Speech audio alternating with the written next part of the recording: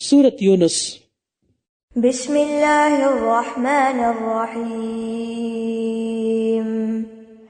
الف لام را تلک آیات الکتاب الحکیم۔ اکان للناس عجبا ان اوحینا الى رجل منهم أن أنذر الناس وبشر الذين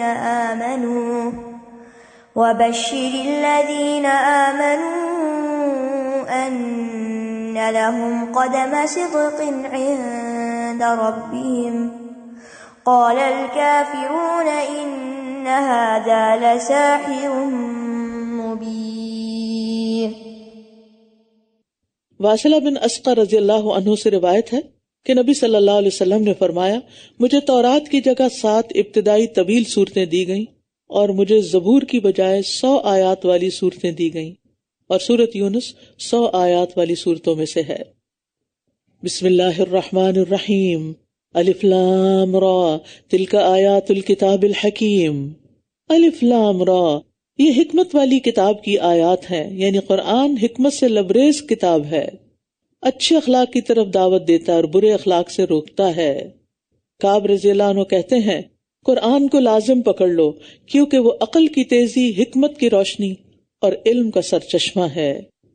کیا لوگوں کو اس بات پر تعجب ہوا کہ ہم نے انہی میں سے ایک شخص کی طرف وحی کی کہ لوگوں کو خبردار کیجیے اور جو ایمان لے آئیں انہیں خوشخبری دے دیجیے کہ ان کے رب کے ہاں ان کے لیے سچا مرتبہ ہے، لیکن کافروں نے کہا یہ شخص تو یقیناً کھلم کھلا جادوگر ہے۔ بے شک تمہارا رب اللہ ہی ہے، وہ جس نے آسمانوں اور زمین کو 6 دنوں میں پیدا کیا، پھر وہ عرش پر مستوی ہوا، وہ تمام معاملات کی تدبیر کرتا ہے، اس کی اجازت کے بغیر کوئی سفارش کرنے والا نہیں ہے، وہی اللہ تمہارا رب ہے، بس تم اسی کی عبادت کرو، کیا پھر تم نصیحت حاصل نہیں کرتے؟ اب یہاں پر آپ دیکھیے کہ اللہ سبحانہ وتعالیٰ ہی کے خالق ہونے کی بات کی گئی کہ کس طرح اس نے صرف 6 دنوں میں آسمان و زمین کو تخلیق کر لیا، اتنی بڑی کائنات اور اس کا اتنا عظیم الشان نظام جس میں نہ کوئی ایکسیڈنٹس ہیں، حادثے ہیں، نہ تصادم ہے۔ اور 6 دنوں سے مراد یا تو وہ دن ہے جس کے بارے میں قرآن میں آتا ہے کہ وَإِنَّ يَوْمًا عِندَ رَبِّكَ كَأَلْفِ سَنَةٍ مِّمَّا تَعُدُّونَ، اور بے شک ایک دن تیرے رب کے ہاں 1000 سال کے برابر ہے اس گنتی سے جو تم شمار کرتے ہو، یا اس سے مراد ہمارے ہی 6 دن ہیں کیونکہ یہ دن رات و سورج کی پیدائش کے بعد وجود میں آئے، اسی کی طرف تم سب کو لوٹ کر جانا ہے۔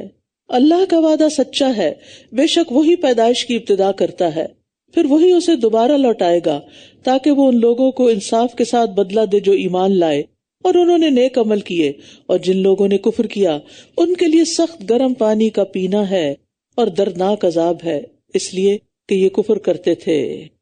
وہی ہے جس نے سورج کو روشن بنایا اور چاند کو منور کیا اور اس کی منزلیں مقرر کی تاکہ تم سالوں کی گنتی اور حساب کو جان لو۔ اللہ نے یہ سب کچھ حق کے ساتھ پیدا کیا، وہ آیات کو تفصیل سے بیان کرتا ہے ان لوگوں کے لیے جو علم رکھتے ہیں۔ یہاں سورج کو ضیاء اور چاند کو نور کہا گیا۔ ضیاء کہتے ہیں تیز روشنی والا، اور نور ٹھنڈی روشنی کو کہتے ہیں، یعنی پرسکون روشنی کے لیے نور کا لفظ استعمال ہوتا ہے۔ تو ضیاء اور نور میں وہی فرق ہے جو سورج کی تیز اور گرم روشنی اور چاند کی پرسکون روشنی میں ہے۔ تو انسان کی نقل و حرکت کے لیے، کام کاج کے لیے اور باقی چیزوں کے بھی کام کرنے کے لیے دن اور رات کی طرح سورج اور چاند بھی ضروری ہیں۔ بے شک رات اور دن کے آگے پیچھے آنے میں اور جو بھی اللہ نے آسمانوں اور زمین میں پیدا کیا ہے اس میں ان لوگوں کے لیے نشانیاں ہیں جو تقوی اختیار کرتے ہیں۔ بے شک وہ لوگ جو ہماری ملاقات کی امید نہیں رکھتے اور دنیا کی زندگی پر راضی ہو گئے اور اسی پر مطمئن ہو گئے، اور وہ لوگ جو ہماری آیات سے غافل ہیں۔ تو آخرت کا انکار کرنے والوں کی 4 صفات بتائی جا رہی ہیں۔ پہلی صفت لا یرجون لقاءنا، کہ وہ اللہ سے ملاقات کی امید نہیں رکھتے۔ دوسری، وہ دنیا کی زندگی پر خوش ہو گئے ہیں، اور دنیا کی زندگی پر وہی خوش ہو سکتا ہے جس کا پورا وجود خواہشات کا اسیر ہو۔ تیسرے، نہ صرف یہ کہ خوش ہیں بلکہ دنیا کی زندگی پر مطمئن بھی ہیں، وہ سمجھتے ہیں اس کے بعد کہیں اور تو جانا نہیں، اور چوتھے یہ کہ وہ ہماری آیات سے غافل ہیں، نشانیوں سے سبق نہیں لیتے۔ اولئک مأواہم النار بما کانوا یکسبون۔ ہم سب کو یہ نشانیاں دیکھ کے اپنا جائزہ لے کے پھر انجام کو بھی دیکھنا چاہیے۔ یہی لوگ ہیں جن کا ٹھکانہ آگ ہے، اس کمائی کی بدولت جو وہ کیا کرتے تھے۔ ان الذین آمنوا وعملوا الصالحات یہدیہم ربہم بایمانہم تجری من تحتہم الانہار فی جنات النعیم۔ بے شک جو لوگ ایمان لائے اور انہوں نے نیک عمل کیے، ان کے ایمان کی وجہ سے ان کا رب ان کی رہنمائی کرے گا، راحتوں والے باغ ہیں جن کے نیچے نہریں بہتی ہوں گی۔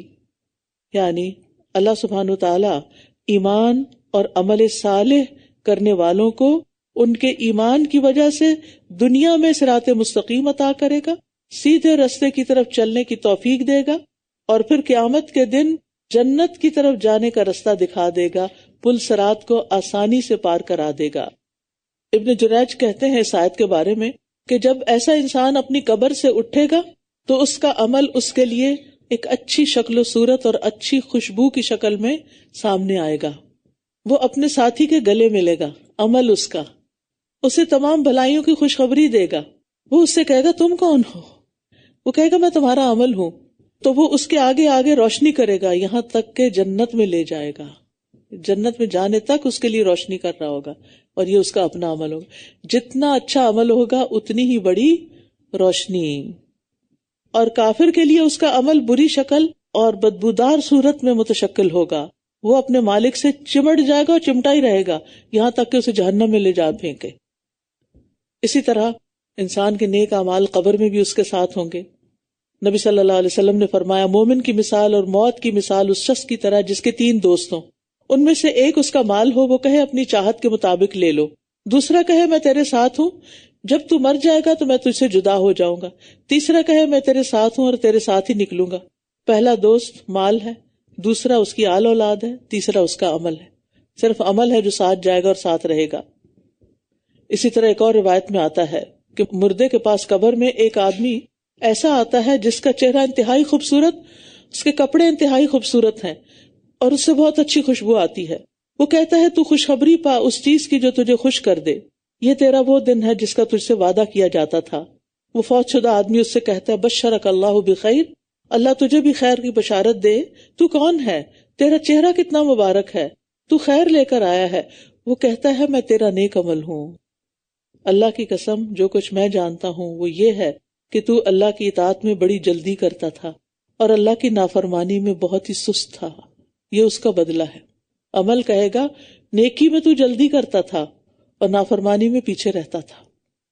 آج ہمارا حال کیا ہو گیا ہے؟ بالکل اس کے برعکس۔ دعواہم فیہا سبحانک اللہم وتحیتہم فیہا سلام وآخر دعواہم ان الحمد للہ رب العالمین۔ اس میں یعنی جنت میں ان کی پکار ہوگی پاک ہے تو اے اللہ، اور ان کی دعا اس میں سلام ہوگا، یعنی السلام علیکم کی پکار ہر طرف ہوگی، اور ان کی آخری پکار ہوگی کہ تمام تعریفیں اللہ کے لیے ہیں جو تمام جہانوں کا رب ہے۔ تو اہل جنت ہر وقت اللہ کی تعریف کر رہے ہوں گے، آپس میں ایک دوسرے کو سلام بھیج رہے ہوں گے، فرشتے بھی انہیں آ کر سلام کہیں گے، کسی قسم کی کوئی لغو بات نہ سنیں گے۔ لا يسمعون فيها لغوا ولا تأثیما، ایک اور جگہ آتا ہے لا يسمعون فيها لغوا الا سلاما، سلام ہی سلام ہر طرف ہوگا۔ اور آخری بات کیا ہوگی کہ ساری تعریفیں، سارا شکر اللہ رب العالمین کے لیے ہے۔ اسی لیے مجلس کے اختتام پر بھی یہ دعا پڑھی جاتی ہے۔ اور اگر اللہ لوگوں کے لیے شر کا معاملہ کرنے میں اسی طرح جلدی کرتا جیسا کہ وہ خیر مانگنے میں جلدی کرتے ہیں تو ان کی مقررہ مدت پوری کر دی گئی ہوتی۔ لہٰذا جو لوگ ہماری ملاقات کی توقع نہیں رکھتے انہیں ہم چھوڑ دیتے ہیں کہ وہ اپنی سرکشی میں بھٹکتے پھریں۔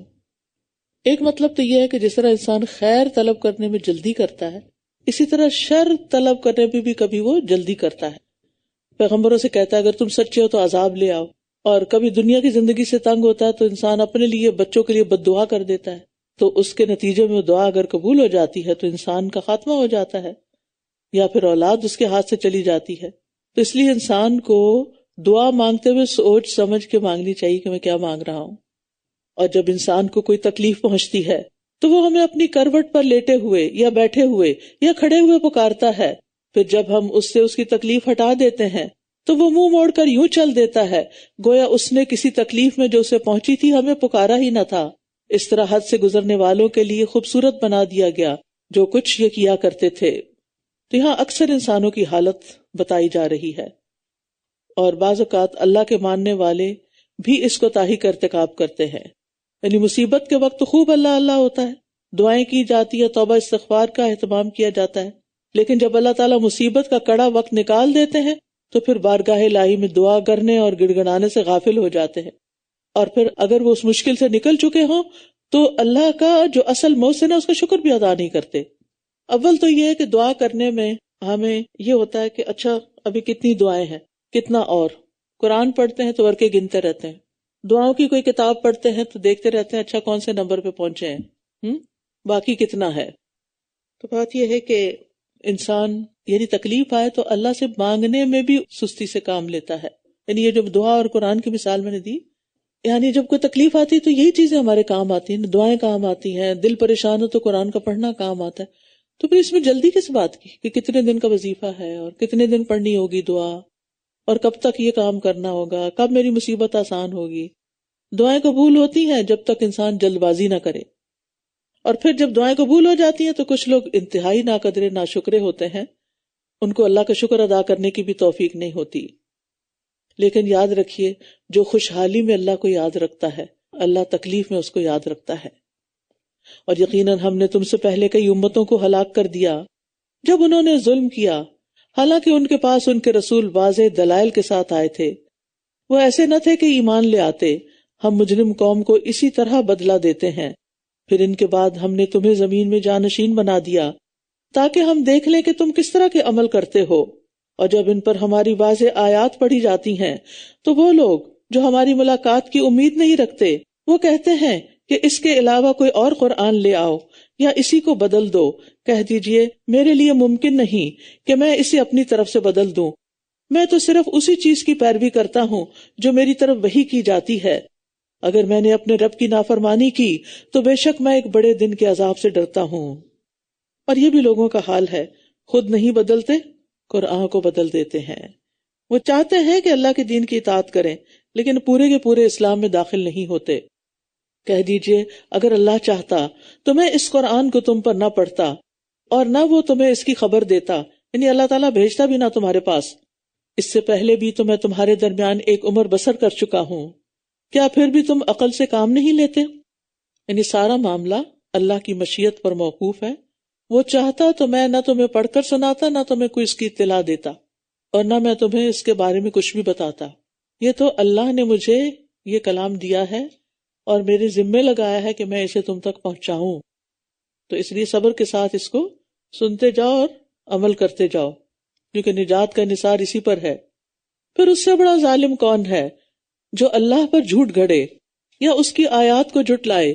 بے شک مجرم فلاح نہیں پاتے، اور یہ اللہ کے سوا ان کی عبادت کرتے ہیں جو نہ انہیں نقصان دے سکتے ہیں اور نہ ہی نفع، اور یہ کہتے ہیں کہ یہ اللہ کے ہاں ہمارے سفارشی ہیں۔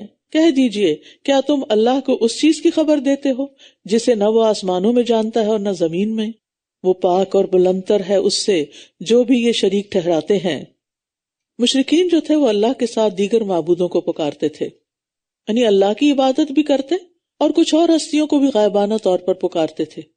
یعنی آج مسلمانوں کا بھی یہی حال ہے، اللہ کی عبادت کرتے، نماز وغیرہ بھی پڑھتے، لیکن قبروں پر جا کر مردوں کا وسیلہ بھی پکڑتے ہیں۔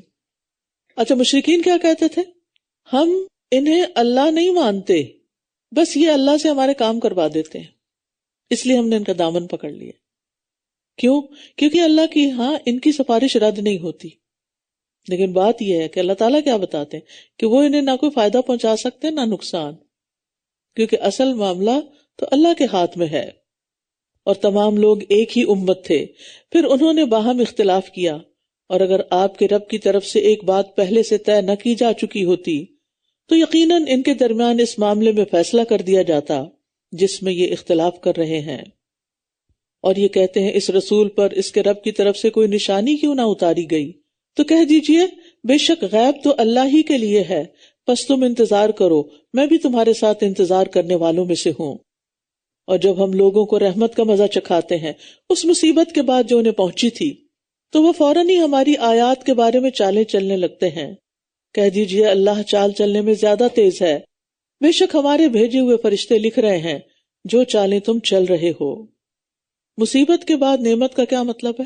جیسے تنگی، قحط سالی، آلام، تکلیفوں، مصیبتوں کے بعد رزق کی فراوانی ہو جانا، اسباب معیشت کی ارزانی ہو جانا، مہنگائی کے بعد پھر مہنگائی کا ختم ہو جانا، یعنی جب نعمتیں ملتی ہیں تو پھر یہ اللہ تعالیٰ کا شکر ادا کرنا بھول جاتے ہیں اور اس کے ساتھ دوسروں کو شریک کر لیتے ہیں کہ ان کی وجہ سے ہوا، یہ نعمتیں ہمیں فلاں کی وجہ سے ملی ہیں، فلاں کی نظر کرم ہے اور فلاں بڑا مہربان ہے، فلاں کی دعا ہے۔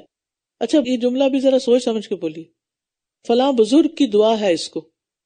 اچھا بھائی آپ کو کیسے پتا چلا کہ اسی کی دعا قبول ہوئی؟ کیسے آپ یہ دعویٰ کر رہے ہیں؟ فلاں بزرگ کی نظر کرم ہے۔ کیا نظر کرم؟ کیا اللہ کی نظر کرم کافی نہیں؟ یعنی اگر کوئی کسی کو پیار سے دیکھ لیتا ہے یا اس پر نظر کر لیتا ہے تو اس کا کیا مطلب بنتا ہے کہ اس کی تقدیر بدل جائے گی؟ وہی ہے جو تمہیں خشکی اور سمندر میں چلاتا ہے، یہاں تک کہ جب تم کشتیوں میں سوار ہوتے ہو اور وہ انہیں لے کر عمدہ ہوا کے ساتھ چل دیتی ہیں، اور وہ اس سے خوش ہو جاتے ہیں کہ یکا یک ان کشتیوں پر شدید ہوا آ جاتی ہے اور ہر طرف سے موجیں انہیں گھیر لیتی ہیں اور وہ سمجھ جاتے ہیں کہ انہیں گھیر لیا گیا ہے، تو اس وقت وہ دین کو اللہ کے لیے خالص کرتے ہوئے اسی کو پکارنے لگتے ہیں کہ اگر تو نے ہمیں اس مشکل سے نجات دے دی تو ہم ضرور شکر گزاروں میں سے ہو جائیں گے۔ لیکن پھر کیا ہوتا ہے؟ پھر جب وہ انہیں نجات دے دیتا ہے تب وہ زمین میں ناحق سرکشی کرنے لگتے ہیں، اللہ کو تو بھول ہی جاتے ہیں۔ اے لوگو، بے شک تمہاری سرکشی تمہارے اپنے ہی خلاف ہے، دنیا کی زندگی کا تھوڑا سا فائدہ ہے، پھر ہماری طرف ہی تمہارا لوٹنا ہے، پھر ہم تمہیں بتائیں گے جو کچھ تم کرتے رہے۔ انما مثل الحیات الدنیا، بے شک دنیا کی زندگی کی مثال تو اس پانی کی طرح ہے جسے ہم نے آسمان سے اتارا، پھر اس کے ساتھ زمین کی نباتات خوب گھنی ہو کر مل جل گئی، جس میں سے انسان اور مویشی کھاتے ہیں، یہاں تک کہ جب زمین نے اپنی رونق پکڑ لی اور خوب مزین ہو گئی اور اس کے رہنے والوں نے یقین کر لیا کہ وہ اس پر پوری طرح قادر ہے، تو رات یا دن کو اس پر ہمارا حکم آ گیا تو ہم نے اسے کٹی ہوئی کھیتی کی طرح کر دیا، گویا کل وہ تھی ہی نہیں۔ اس طرح ہم قدرت کی نشانیاں کھول کھول کر بیان کرتے ہیں ان لوگوں کے لیے جو غور و فکر کرتے ہیں۔ تو یہ دنیا کی زندگی کی مثال ہے کہ دنیا کا مال آتا ہے انسان کے پاس، انسان خوب رونقیں اپنے ارد گرد آباد کر لیتا ہے، ہر چیز مزین ہو جاتی ہے، گھر مزین ہو جاتے ہیں، گاڑیوں کے لیٹسٹ ماڈل آ جاتے ہیں، لباس بدل جاتا ہے، کھانے پینے کے سٹائل بدل جاتے ہیں، سارا کچھ ہوتا ہے۔ لیکن پھر کیا ہوتا ہے؟ اچانک کوئی مصیبت آ جاتی ہے تو سب کچھ چلا جاتا ہے، کوئی بیماری آ جاتی ہے، ہر چیز بے معنی ہو کے رہ جاتی ہے، کسی بھی چیز کی طرف انسان کی توجہ اور دلچسپی نہیں رہتی۔ اور آپ دیکھیے کتنی ہی حویلیاں، کتنے ہی بڑے بڑے محلات اور آثار قدیمہ جا کے دیکھیے، کھنڈرات، کہ ان میں کیسے لوگ بستے تھے، وہ کیسے رہتے تھے، اور آج وہ کہاں ہیں، ان کا نام کیا ہے، کوئی نہیں جانتا۔ لیکن اس کے برعکس واللہ یدعو الی دار السلام، اور اللہ سلامتی کے گھر کی طرف دعوت دیتا ہے اور جس کی چاہتا ہے سیدھے رستے کی طرف رہنمائی کرتا ہے۔ حضرت جابر بیان کرتے ہیں کہ رسول اللہ صلی اللہ علیہ وسلم نے فرمایا کہ جبریل اور میکائیل نے آپس میں میرے لیے ایک مثال بیان کی کہ اس کی مثال ایسی ہے کہ ایک بادشاہ نے محل بنایا، پھر اس میں ایک شاندار دعوت کا اہتمام کیا اور لوگوں کو بلانے کے لیے ایک بلانے والا بھیجا، بس جس شخص نے اس بلانے والے کے کہنے کو قبول کیا تو وہ محل میں بھی داخل ہوگا اور کھانا بھی کھائے گا، اور جو بلانے والے کے کہنے کو قبول نہیں کرے گا وہ نہ تو محل میں داخل ہوگا اور نہ کھانا کھائے گا۔ پھر انہوں نے کہا اس کے لیے اس کی وضاحت کر دو، یعنی جو مثال بیان ہوئی ہے تاکہ یہ سمجھ جائے۔ تو ایک نے کہا کہ وہ محل جنت ہے اور اس کی طرف بلانے والے محمد ہیں صلی اللہ علیہ وسلم۔ تو جس نے محمد صلی اللہ علیہ وسلم کی اطاعت کی اس نے اللہ کی اطاعت کی، اور جس نے محمد صلی اللہ علیہ وسلم کی نافرمانی کی تو اس نے اللہ کی نافرمانی کی، اور محمد صلی اللہ علیہ وسلم لوگوں کے اچھے برے کے درمیان فرق کرنے والے ہیں۔ جنت ایک محل ہے جس کی طرف آپ دعوت دے رہے ہیں، جو آپ کی دعوت قبول کر لے گا وہ اس میں داخل ہو جائے گا اور اندر کی نعمتیں بھی استعمال کر لے گا، اور جو دعوت قبول نہیں کرے گا، جو نبی صلی اللہ علیہ وسلم کی بات نہیں مانے گا، وہ محروم ہو جائے گا۔ بعض اوقات ایسا ہوتا ہے نا کہ آپ کہیں جا رہے ہوتے ہیں، کہیں کھانا بٹ رہا ہوتا ہے، وہ آپ کو بلاتے ہیں آئیے آپ بھی کھا لیجیے، آپ کہتے نہیں شکریہ مجھے نہیں چاہیے، لیکن جو پہنچتے ہیں وہ کھا لیتے ہیں. آپ کو کوئی انویٹیشن دیتا ہے، روزمرہ کی زندگی میں ہوتا ہے، آپ کو انویٹیشن ملا شادی کا، آپ چلے گئے، آپ نے دعوت کا کھانا کھا لیا. آپ نے انویٹیشن قبول نہیں کیا تو گھر میں تو کھانا نہیں آئے گا، آپ نے نہیں کھایا، آپ محروم رہ گئے. تو اللہ کے رسول صلی اللہ علیہ وسلم نے ہم سب کو جنت کی دعوت دی ہے. تو جو ہیں قبول کرنے والے وہ آگے بڑھ جائیں گے اور یہ جاننے کی کوشش کریں گے کہ کیا کیا باتیں آپ نے بتائیں، پھر ہم نے کرنا کیا، اس کی تیاری کیسے کریں. تو سنتوں کو اپنائیں، چھوٹی چھوٹی سنتیں بھی، دائیں ہاتھ سے کھانا، بیٹھ کے کھانا، پانی بھی دائیں ہاتھ سے پینا، بسم اللہ پڑھ کے پینا، بعد میں الحمدللہ کہنا، دایاں جوتا پہلے پہننا، بایاں پہلے اتارنا، گھر میں دعا پڑھ کے داخل ہونا، دعا پڑھ کے نکلنا. کون سا کام ہے جس کا طریقہ آپ نے اور جس کے لیے دعائیں اور اللہ کا ذکر آپ نے ہمیں نہیں سکھایا، لیکن ہم اپنی سستی اور غفلت کی وجہ سے وہ کام نہیں کرتے. تو ہمیں اس کا حریص ہونا چاہیے، سیرت کے مطالعے کا حریص ہونا چاہیے، حدیث پڑھنے کا اور پڑھانے کا اور سیکھنے اور سکھانے کا حریص ہونا چاہیے. للذین احسنوا الحسنى وزیادہ ولا يرهق وجوههم قطر ولا ذلہ اولئک اصحاب الجنہ هم فیہا خالدون. جن لوگوں نے احسان کی روش اختیار کی، نیکی کی، ان کے لیے اچھا بدلہ ہے اور زیادہ بھی، اور ان کے چہروں پر نہ سیاہی چھائے گی اور نہ ذلت. یہی لوگ جنت کے ساتھی ہیں، یہی لوگ جنت والے ہیں، وہ اس میں ہمیشہ رہنے والے ہیں. احسان کرنے والوں کو، نیکی کرنے والوں کو نہ صرف یہ کہ جنت نصیب ہوگی حسنہ، بلکہ زیادہ بھی نصیب ہوگا، اور وہ ہے اللہ کا دیدار. نبی صلی اللہ علیہ وسلم نے فرمایا جب تمام جنت والے جنت میں چلے جائیں گے تو اس وقت اللہ تبارک و تعالیٰ ان سے فرمائیں گے کیا تم مزید کچھ چاہتے ہو؟ وہ عرض کریں گے کیا تو نے ہمارے چہروں کو روشن نہیں کر دیا؟ کیا تو نے ہمیں جنت میں داخل نہیں کیا؟ کیا تو نے ہم کو آگ سے نجات نہیں دی؟ آپ نے فرمایا پھر اللہ ان کے اور اپنے درمیان سے پردہ اٹھا دے گا اور جنتی اللہ کا دیدار کریں گے. تو جو کچھ انہیں ملا ہوگا ان میں سے سب سے زیادہ محبوب ترین چیز ان کے لیے ان کے رب عز و جل کا دیدار ہوگا. امیجن کریں، تصور میں اس بات کو محسوس کریں. دنیا میں جس انسان کو ہم چاہتے ہیں اس کو دیکھنے کے حریص ہوتے ہیں. چھوٹا بچہ پیدا ہوتا ہے نا تو سب کو پیارا لگتا ہے، ایک ایک چیز اس کی دیکھی جاتی ہے، اس کے ہاتھ کیسے ہیں، اس کی آنکھوں کا رنگ کیسا ہے، اس کی فلاں چیز کیسی ہے، صرف اس لیے کہ اس پر پیار آتا ہے. معصوم ہوتا ہے نا، گناہ نہیں ہوتے، اس لیے پیار آتا ہے. وہی بچے جب بڑے ہوتے ہیں اور ضدی ہو جاتے ہیں، بات نہیں مانتے، تو پیار کا انداز بھی بدل جاتا ہے. صرف پیار نہیں ہوتا، پھر ڈانٹ بھی ہوتی، پیار بھی رہتا ہے لیکن پھر ڈانٹ بھی ساتھ شامل ہو جاتی.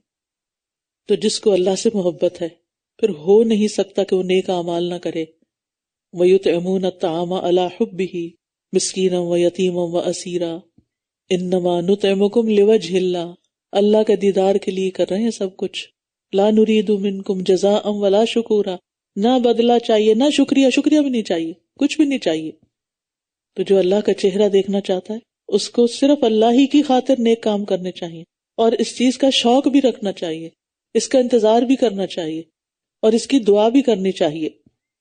اور جن لوگوں نے برائیاں کمائیں ان کی برائی کا بدلہ اسی کی مانند ہوگا، یعنی جتنی برائی ہوگی اتنا ہی بدلہ، اور ان پر ذلت چھا جائے گی، انہیں اللہ سے کوئی بچانے والا نہ ہوگا. ان کے چہرے ایسے سیاہ ہوں گے گویا رات کے سیاہ ٹکڑوں سے ڈھانپ دیے گئے ہوں. یہی لوگ آگ کے ساتھی ہیں، وہ اس میں ہمیشہ رہنے والے ہیں. اور جس روز ہم ان سب کو اکٹھا کریں گے پھر جن لوگوں نے شرک کیا ان سے کہیں گے کہ اپنی اپنی جگہ ٹھہرے رہو، تم اور تمہارے شریک. پھر ہم ان کے درمیان جدائی ڈال دیں گے اور ان کے شریک کہیں گے کہ تم ہماری عبادت تو نہیں کیا کرتے تھے. وہ بھی بیزار ہو جائیں گے. بس ہمارے اور تمہارے درمیان اللہ گواہ کے طور پر کافی ہے، بے شک ہم تو تمہاری عبادت سے غافل تھے. وہاں ہر نفس جانچ لے گا جو اس نے پہلے کیا تھا، اور وہ اللہ کی طرف لوٹائے جائیں گے جو ان کا حقیقی مولا ہے، اور ان سے گم ہو جائیں گے وہ سب شریک جو وہ گھڑا کرتے تھے. کہہ دیجئے وہ کون ہے جو تمہیں آسمان اور زمین سے رزق دیتا ہے؟ کون ہے وہ؟ اللہ. یا وہ کون ہے جو کانوں اور آنکھوں کا مالک ہے؟ اسی کے اذن سے یہ سن اور دیکھ رہے ہیں. اور وہ کون ہے جو زندہ کو مردہ سے اور مردہ کو زندہ سے نکالتا ہے؟ اور وہ کون ہے جو معاملات کی تدبیر کرتا ہے؟ دل میں کہنا اللہ. وہ ضرور کہیں گے اللہ. تو کہہ دیجئے کیا پھر تم ڈرتے نہیں؟ پھر اس سے ڈرنا بھی چاہیے جو اتنی طاقتوں کا مالک ہے. بس وہ اللہ ہی تمہارا حقیقی رب ہے. پھر حق کے بعد سوائے گمراہی کے اور کیا رہ جاتا ہے؟ کہاں سے تم پھیرے جاتے ہو؟ نہیں پھر اللہ کو چھوڑ کے اوروں کی طرف منہ کر لیتے ہو. اسی طرح آپ کے رب کی یہ بات ان لوگوں پر پوری ہو گئی جنہوں نے نافرمانی کی کہ یہ ایمان نہیں لائیں گے۔ کہہ دیجئے کیا تمہارے شریکوں میں سے کوئی ایسا ہے جو تخلیق کی ابتدا کرتا ہو پھر اسے دوبارہ پیدا کرتا ہو؟ کہہ دیجئے اللہ ہی تخلیق کی ابتدا کرتا ہے پھر وہی اسے دوبارہ پیدا کرے گا، تو کہاں سے تم پھیرے جاتے ہو؟ یعنی تمہیں سمجھ ہے بھی اور نہیں بھی، اور یہ پھیرنے والا تو دراصل شیطان ہے جو برائی کو مزین کر دیتا ہے۔ کہہ دیجئے کیا تمہارے شریکوں میں سے کوئی ایسا بھی ہے جو حق کی طرف رہنمائی کرتا ہو؟ کہہ دیجئے اللہ ہی حق کی طرف رہنمائی کرتا ہے۔ کیا بھلا وہ جو حق کی طرف رہنمائی کرتا ہے وہ زیادہ حقدار ہے کہ وہ پیروی کیا جائے، یا جو خود راہ نہیں پاتا مگر یہ کہ وہ رہنمائی کیا جائے؟ پھر تمہیں کیا ہے، تم کیسے فیصلے کرتے ہو؟ اور ان کی اکثریت صرف گمان ہی کی پیروی کر رہی ہے، یہ صرف ان کے خیالات ہیں۔ بے شک گمان حق کے مقابلے میں کچھ بھی کام نہیں آتا، حق تو دلیل پہ قائم ہوتا ہے، اس کی تو بنیادیں ہوتی ہیں۔ بے شک اللہ اس کو خوب جاننے والا ہے جو کچھ وہ کر رہے ہیں۔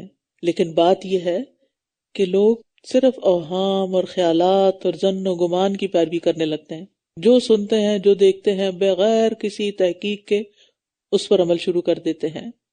تو جو بھی عمل کریں، جو بھی بات سنیں، اس کی دلیل جانیں۔ وَمَا كَانَ هَذَا الْقُرْآنُ أَن يُفْتَرَى مِن دُونِ اللَّهِ، اور یہ قرآن ایسا نہیں کہ اسے اللہ کے سوا خود سے گھڑ لیا جائے، یہ کوئی خود نہیں بنا سکتا، لیکن یہ تو اس کی تصدیق کرنے والا ہے جو اس سے پہلے آ چکا ہے، یعنی پچھلی کتابیں، اور رب العالمین کی طرف سے کتاب کی تفصیل ہے جس میں کوئی شک نہیں۔ یا یہ کہتے ہیں کہ اس نے اسے خود گھڑ لیا ہے، کہہ دیجئے تو تم اس کی مانند ایک صورت ہی لے آؤ، اور اللہ کے سوا جس کو بلا سکتے ہو بلا لو اگر تم سچے ہو۔ بلکہ انہوں نے اس چیز کو جھٹلا دیا جس کا یہ اپنے علم سے احاطہ نہیں کر سکے تھے، حالانکہ ابھی ان کے پاس اس کی اصل حقیقت بھی نہیں آئی۔ اسی طرح ان لوگوں نے بھی جھٹلا دیا جو ان سے پہلے تھے، تو دیکھ لیجئے ان ظالموں کا انجام کیسا ہوا۔ تو بعض اوقات لوگ قرآن کو کیوں جھٹلا دیتے ہیں؟ کیونکہ انہوں نے اس کو پوری طرح جانا ہی نہیں ہوتا، اس کے مطلب اور مضمون کو سمجھا ہی نہیں ہوتا، نہ اس کی کوئی کوشش کی ہوتی ہے۔ بس وہ یہ دیکھتے ہیں کہ قرآن کچھ چیزوں سے منع کرتا ہے تو پھر وہ اس سے دور سے ہی ڈر جاتے ہیں، اور یہ نہیں سوچتے کہ کچھ چیزوں کی خوشخبری بھی دیتا ہے اور کچھ چیزوں کو آسان بھی کرتا ہے، اور تمہارے کچھ غموں کا مداوع بھی ہے اور تمہیں فائدہ بھی پہنچاتا ہے۔ اور ان میں سے کچھ تو ایسے ہیں جو اس پر ایمان لاتے ہیں، اور ان میں سے وہ بھی ہیں جو اس پر ایمان نہیں لاتے، اور آپ کا رب فساد کرنے والوں کو خوب جانتا ہے جو لوگوں کو بہکاتے رہتے ہیں۔